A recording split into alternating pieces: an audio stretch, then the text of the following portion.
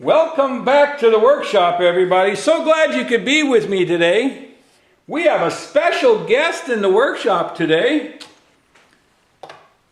His name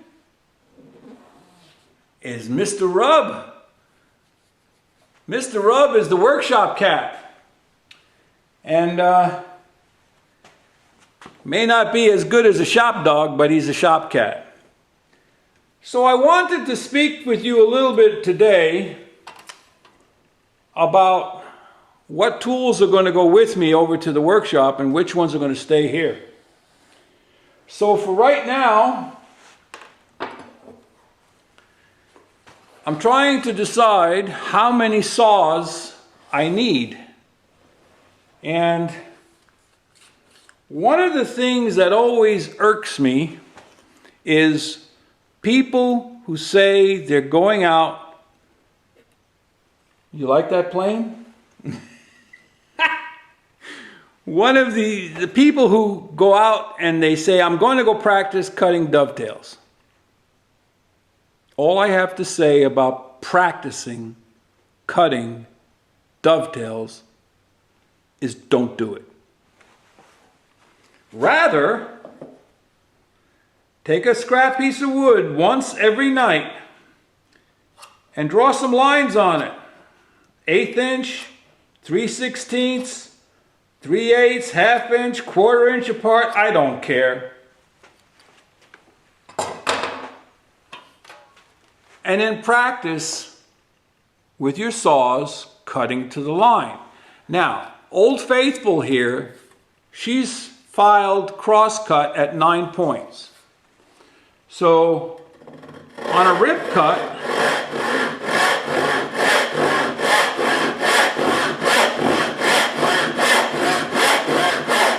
she's going to struggle. If I take a rip cut, filed even a little bit finer, let's see, make sure I got the right one here.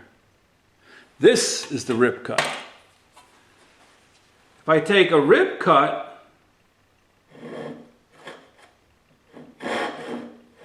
not putting much pressure on it,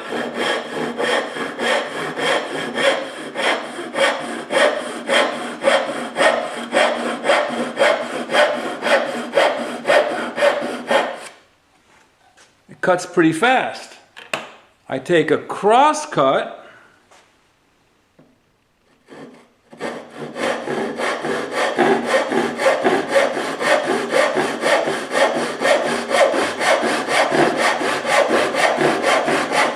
and it takes longer. It's all about the geometry of the teeth. The crosscuts are designed to act like knives, cutting across the grain. The rips are designed to be chisels, one after the other, cutting through the grain. So,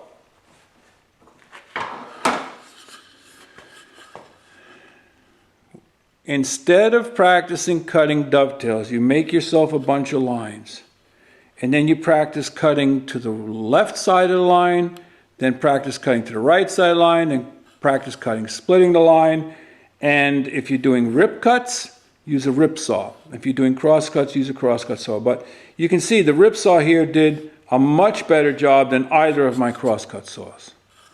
So, typically, how I do my warm-ups. Oh, yeah. Didn't you know that, like sports figures, like musicians, woodworkers need to do warm-ups? You take your saw, take a scrap piece, draw a bunch of lines, then practice cutting to the left of the line.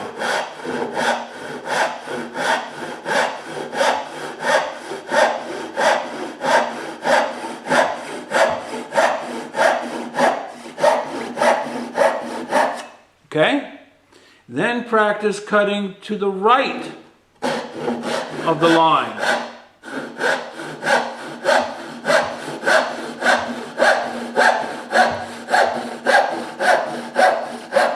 Where you going, Rob? Then practice splitting the pencil line.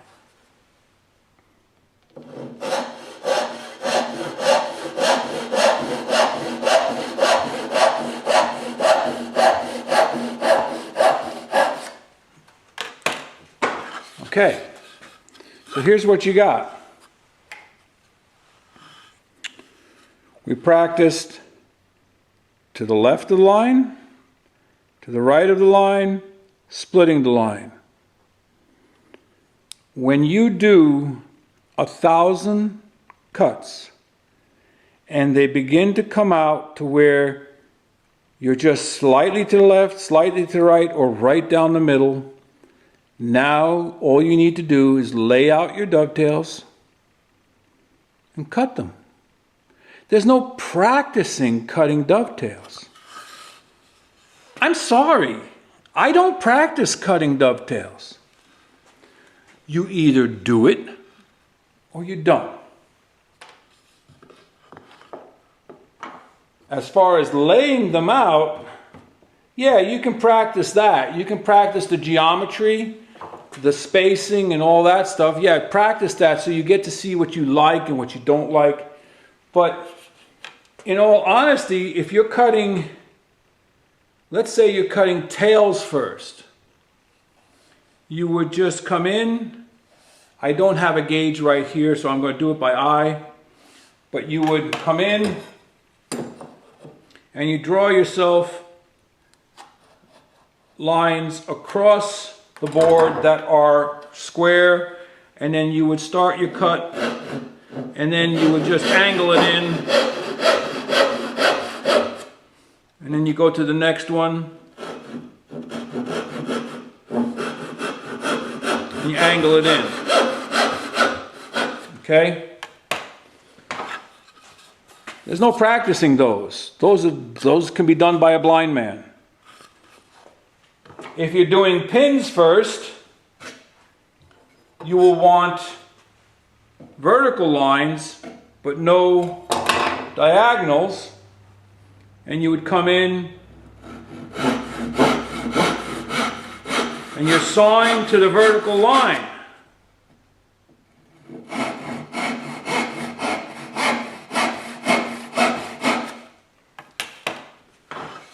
Okay? You're sawing to the vertical line. This one was off a little. So what's more important? Learning to saw to a line or learning to saw to a dovetail? I'm going to say this very clearly. I do not care what the joint is. Dovetail, box, fancy interlocking Japanese dovetails and joinery and timber frames. I don't care. If you can draw it, you can cut it. But you have to practice the cutting. I know this isn't plain talk, but it all has to do with moving to the new shop. So, in addition to which, I have these 4 planes that are not going to go with me over to the new shop. They're brand new, crown planes, made by James White in Maine.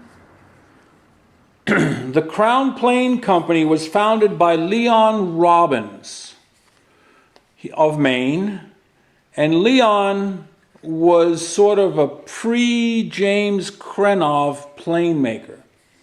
And he would saw off the cheeks, and then he glue in these wedges, and I don't even know how he did it, but they are a maple body with curly maple sides, tool steel, wedges, beautifully finished. I bought these for a chair making project that never got done, so I'm going to part with them. This is a fork staff plane. This is a small fork staff plane. And this is a chair maker's seat rounder. You round the seats out. with this. It's round in two directions, that way and that way. Also curly maple on a maple body. So if you're interested in these planes, message me and we'll talk. But getting back to the topic here, I need to determine how many saws I'm going to have. And right now I'm leaning towards sending this one out and having it sharpened hybrid, rip and crosscut, but predominantly rip. Why? Well, ripping is the hardest task. Cross-cutting is easy, but as you can see, cross-cut teeth work extremely slow in ripping. Whereas ripping teeth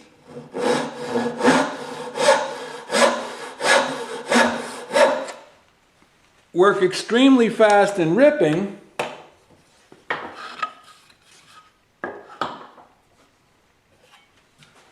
and work extremely fast in cross-cutting. The only thing is they're a little rougher.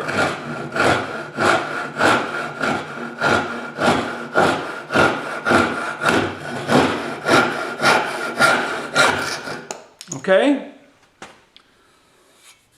So if I had to live with one saw, it would be a rip saw. It leaves a little bit rougher cut. Can you see that? It's a little bit rougher cut on the end grain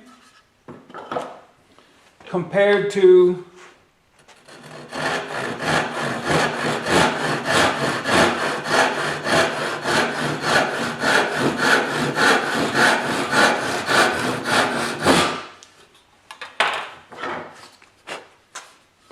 a cross-cut. So, if you plan your cuts well, that you can plane or pair off the cross-cuts, it's a moot point. So you use a rip tooth. So that's about it for today. Mr. Rub wants to go out, so I'm going to let the kitty out. I'm glad you could meet him. Mr. Rub's a cool cat. Right, Mr. Rub? Oh, got his eyes closed. So, I hope you found something informational here in this video. If you did, or you at least found it entertaining, give it the old thumbs up. If you'd like to contact me, my contact information will be down there in the comments section. Any questions? Put them down there in the comments section. Or find the message button up somewhere. Send me a private message. In the meantime, head out to your shop. Go make some saw cuts or some shavings. Walter out.